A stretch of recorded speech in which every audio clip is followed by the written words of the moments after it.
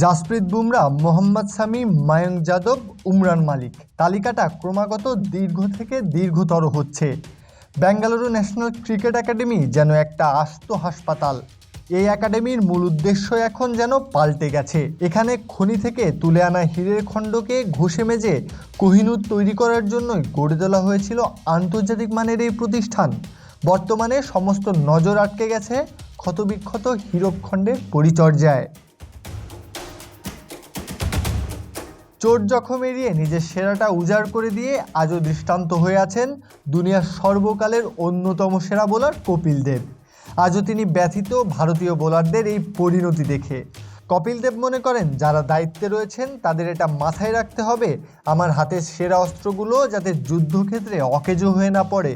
দেশের হয়ে গুরুত্বপূর্ণ টুর্নামেন্টগুলো খেলতে নামার সময় যদি তাদের মাঠের বাইরে থাকতে হয়, তাহলে এই যন্ত্রণা উপেক্ষা করার নয়। গত ওয়ানডে বিশ্বকাপে ভারতীয় দল গোটা টুর্নামেন্ট জুড়ে রাজকীয় দাপট দেখাতে পেরেছিল বুমরা শামির জুটির হাত ধরেই। চ্যাম্পিয়ন্স ট্রফির সময় এই জুটি শুধু ভেঙেই গেল না, শামি একা দলে থাকলেও চোট থেকে এখনও ফিরতে পারেনি সমহিমায়।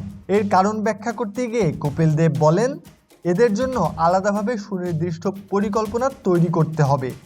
আন্তর্জাতিক টুর্নামেন্টগুলোর কথা মাথায় রেখে এদের প্রয়োজনীয় বিশ্রাম দিতে হবে।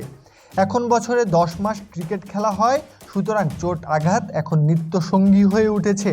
এই পরিস্থিতি থেকে এই ধরনের বোলারদের কিভাবে রক্ষা করা যেতে পারে সেটা নিয়ে আলাদা করে ভাবনা জরুরি। বর্তমানে ক্রিকেট ব্যবসার অমোঘ হাতছানিতে জড়িয়ে পড়েছে বিসিসিআই।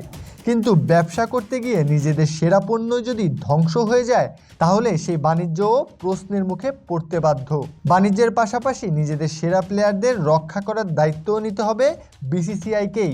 প্রশ্ন হলো, কপিল দেবের মন্তব্য আদৌ কানে তুলবে কি বিসিসিআই? প্রত্যয় হক কাব্য, বিডি আর্কাইভ।